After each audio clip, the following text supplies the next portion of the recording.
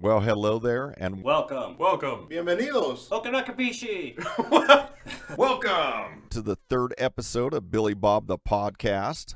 My name is Chris Billy Bob Mall. Yes, my last name is pronounced Mall, not Moo, like some people try to pronounce it. I'm not sure how you get the U-L-L wrong. You don't drive down the road and say, hey kids, look out there in the field, see that big old bull with all the cows? You don't go to Thanksgiving dinner, eat way too much and say, oh, I'm stuffed, I feel so full. Well, maybe you feel full. I know I feel like a fool sometimes after eating way too much food. Good little trick to remember how to pronounce my last name is just remember full of ball mall. There you go. This episode is titled A Boy in His Truck. I wanted to call it A Boy in His Wiener, but my good friend Jeremy Mosley said I couldn't talk about my wiener. So it's A Boy in His Truck instead. Now I know why he's got the nickname Mino. I'm just kidding. It's actually because he owned a pretty cool El Camino back in the day. Before we get into this episode, I'd like to give a big thank you to a couple of my sponsors. The first being Precision Auto Wiring. You can give them a like on Facebook and a follow on Instagram. Also, if you're planning on doing an LS swap soon or need a wiring harness for an upcoming build, make sure to hit Jason up at Precision Auto Wiring. Next, I'd like to thank Hammered Weekend Wear. You can give them a like and a follow on Facebook and Instagram as well. You can also check them out at hammeredapparel.com. Speaking of Hammered Weekend Wear, Ron Perkins, owner of Hammered Weekend Wear, and I are about to embark on another epic journey, this time to Maggie Valley, North Carolina. We are heading out to the 26th annual Southeast Mini Truck and Nats. I'm really looking forward to it. I've been on a few road trips before with Ron. Always quite the adventure. We always have a great time. I'm really looking forward to it. I'd also like to give a thank you to my good friend Rich Fry. After hearing me mention the band Metal Church on the second episode, he was kind enough to send me an autographed Metal Church Frisbee along with a hat and lapel pin. It's kind of funny. My wife says, look, you just started your podcast and people are already sending you something. I said, well, if that's the case, maybe next time I should mention money. So here it is, money. If you feel like sending me money, go ahead and send me a private message. I will be more than happy to give you my mailing address, and you can send that right to me.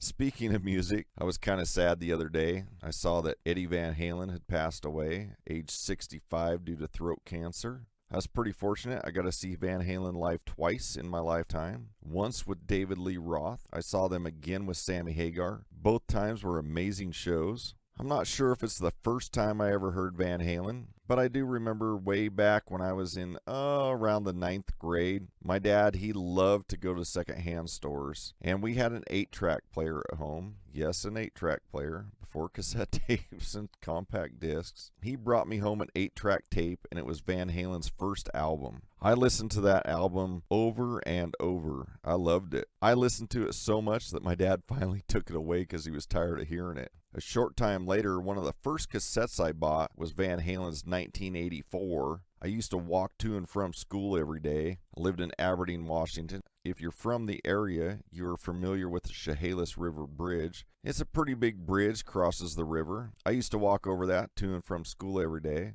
I would strap my Walkman to my side, pop in that 1984 Van Halen cassette, and I ended up wearing that out. Eventually it got what we used to refer to as warp. And what warped is on a cassette tape, it was to get this spot in it that it would kind of drag your music. It would go, jump, jump, jump, may as well jump.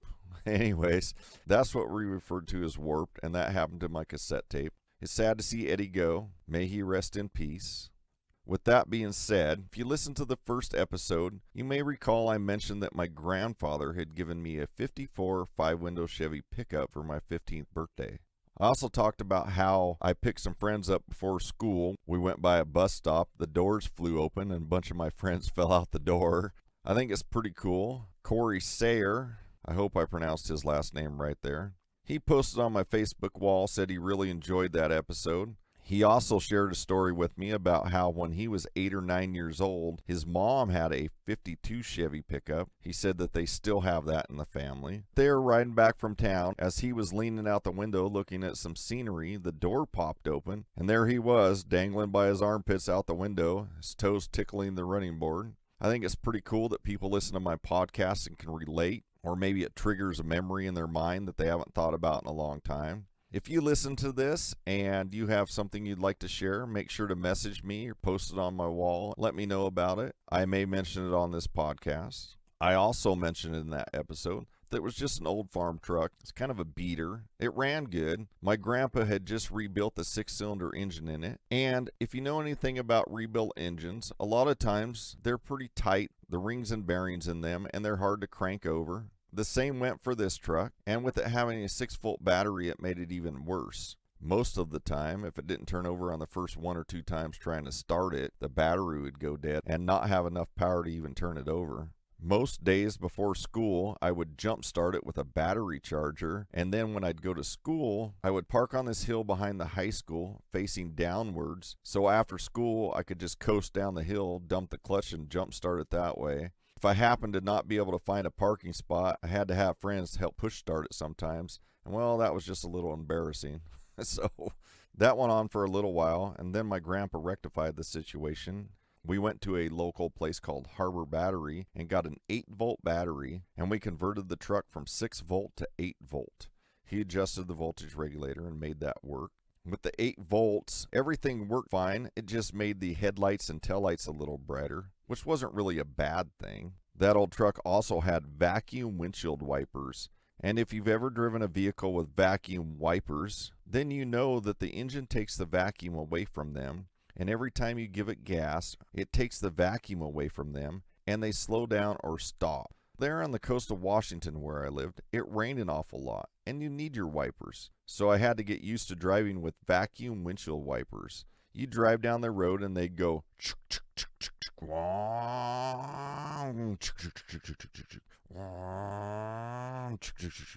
so they'd slow down as you were speeding up, and then you'd shift gears and they'd start working good again. And then you'd speed up and shift gears and they'd start working good again.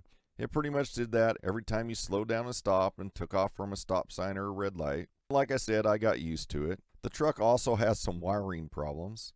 And in the first episode, I mentioned that I went to Kmart and bought Bondo brand Bondo to do some body work on that truck. Well, good old Kmart also had wiring. And since I couldn't afford a bunch of different colors of wire, I bought a spool of blue wire and I rewired that whole truck 1 wire at a time with all blue wire. When I got done, I tested everything. Everything seemed to work except the cigarette lighter. I'd push in the cigarette lighter and it would burn and fry all the wiring under the dash. I'm not sure what I did wrong there. I've thought about that many times over the years. I took the wire out, replaced everything, tested it again, it burned it again. I did that 3 or 4 times. Finally, I went in and asked my dad, and he said, well, what do you need a cigarette lighter for? Just leave the damn thing unhooked. So that's what I ended up doing. I just left it with a non-working cigarette lighter. Still bugs me to this day. I also noticed on the back of it that it had these shackles, and the shackles had a bunch of different holes in them. Shackles are what goes on the back of the leaf spring under the rear suspension, and the different holes will raise or lower the vehicle depending on what hole they're in. This truck had the leaf spring in the closest hole to the spring, so me, being the person I am, just had to know what it looked like if it was put in a different hole. So I jacked the back of the truck up, and of course I put it in the very bottom hole. Well, the truck had quite the rake to it. The back was way higher than the front. Looked like some 70s hijacker hot rod. Well, I left it that way for a week or 2 and then thought it looked stupid, so I lowered it back down to the first hole. I'm sure there's more than a few listeners out there that can relate to this next story. When you're in high school and you have a vehicle, you always have those friends that try to persuade you into doing something you know you really shouldn't do.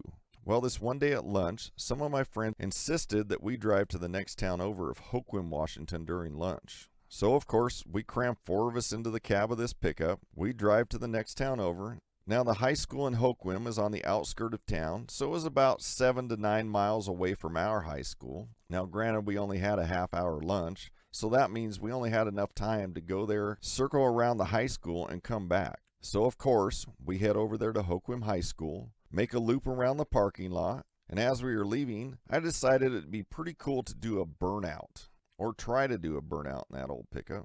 So I revved the engine, dumped the clutch, and we heard this clunk, and the truck kind of jumped, made this loud noise, and went nowhere. Well, I tried putting it through every gear. The truck wouldn't move. I didn't know what the problem was. And at that time, we didn't have cell phones. I ended up having to walk to a drugstore, and I had to call my dad and let him know that I was broke down in the next town over while I was supposed to be in school. I wasn't even supposed to take that truck anywhere but to and from school, let alone drive it around at lunchtime. So I explained to him that we were broke down in Hoquiam, and yes, you better believe I got an ass chewing. My dad came over and picked us up, brought us back to school, giving us a lecture the whole entire way, and later that evening, my grandpa came down, and we got that truck back to the house. Those old pickups have an internal drive line. There's a tube connected to the rear end, and inside that tube is the drive line. I managed to break that drive line. My grandpa just so happened to have another one, so I helped him put a new driveline/rear end in that old pickup. For the most part, that pretty much took care of me driving around at lunch when I wasn't supposed to be. I'm not saying it totally stopped me. I have a few other stories that I may share later in episodes. Not too long after I had that truck, my parents decided that we were going to move from Aberdeen to the town of Elma, Washington. Elma was a town about 20 miles away, a lot smaller town. It was the end of my junior year. I had about a month of school to finish, if I remember right. At that time, my family only had the Toyota Corolla and the pickup that I own. We packed the truck full of a bunch of furniture. Packed it. It was loaded. Had it all tied down. I had a couple of younger brothers with me. And as we were heading to the highway, I stopped at a stop sign. And when I went to take off, we heard this big chunk. And there was something sticking out the hood. Well, a fan blade had broken off the fan and was sticking halfway out the hood. So there was a big old tear with this fan blade sticking out. I wasn't quite sure what happened at that moment in time. I remember getting out of the truck, popping the hood, and seeing this fan blade broke off. My dad decided that we should just keep on going. I'd just take it easy, and we'd worry about that broken fan when we got to Elma.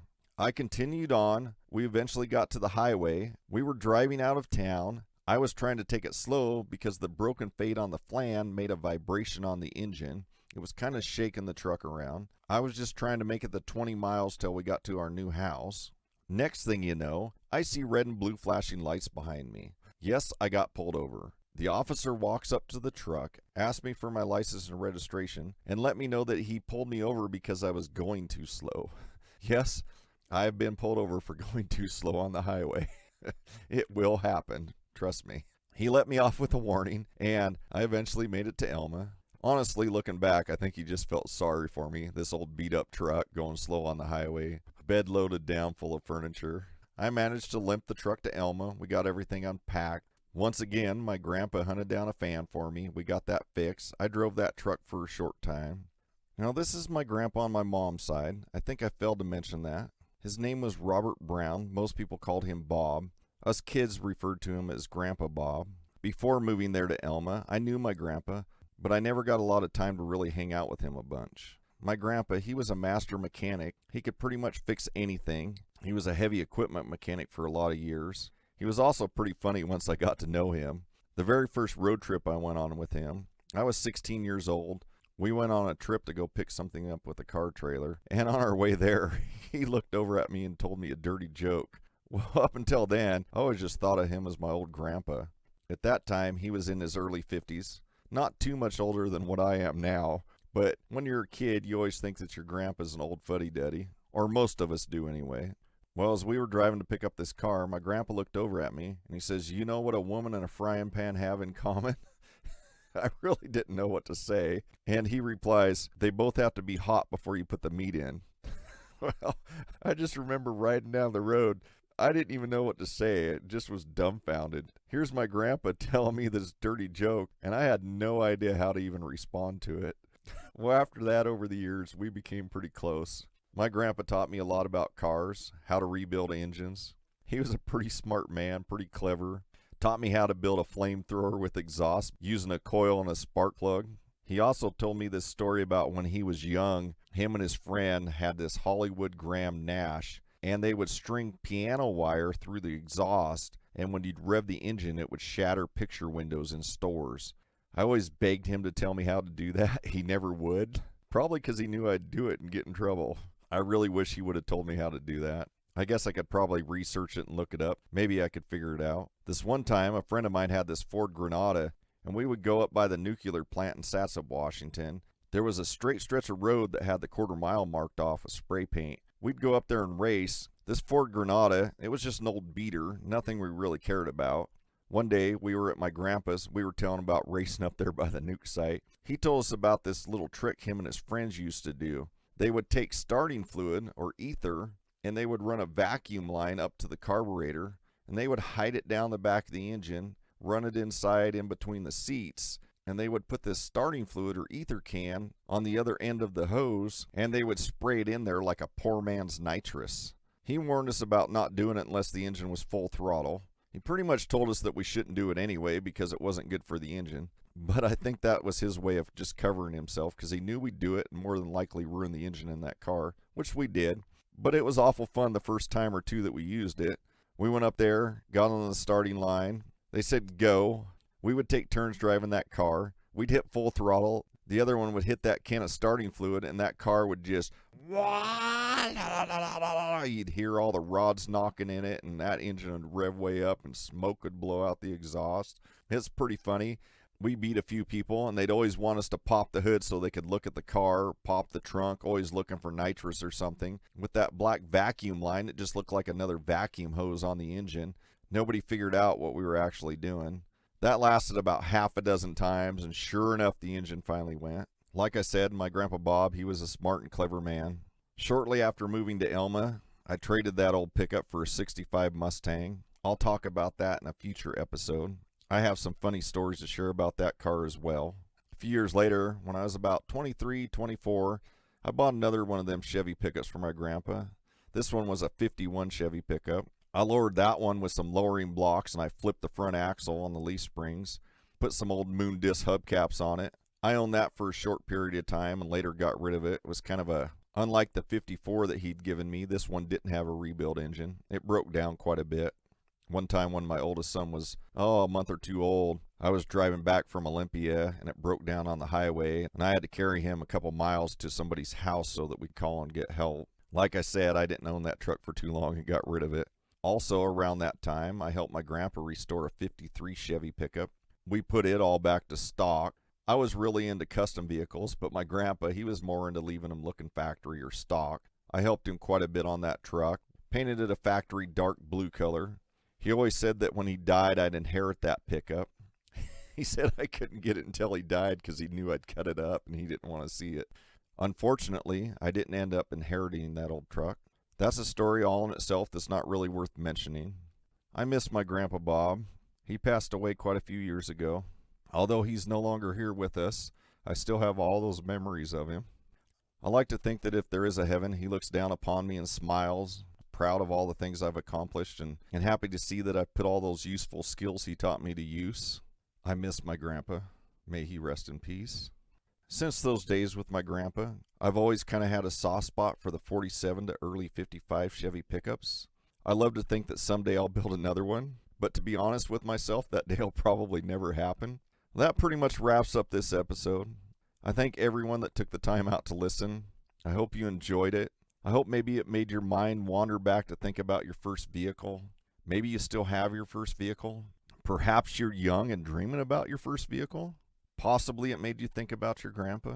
Maybe your grandpa's still alive. If he is, give him a call. Go visit. Enjoy him while you still can.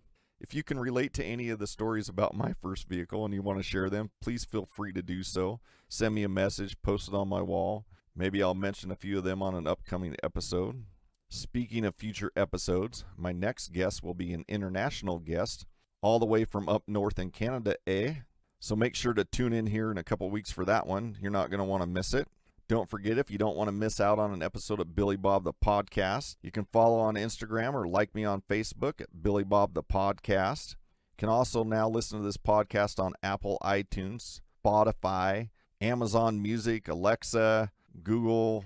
If you prefer to listen to them on YouTube, you can do so at Billy Bob the Podcast. Once again, until next time, get off the couch, quit milking your mule. Yes, mule this time, not mall. Go out to the garage, build something, take a trip, go on an adventure, because when we meet up, I want to hear all about it. I will talk at you later. I'm out of here.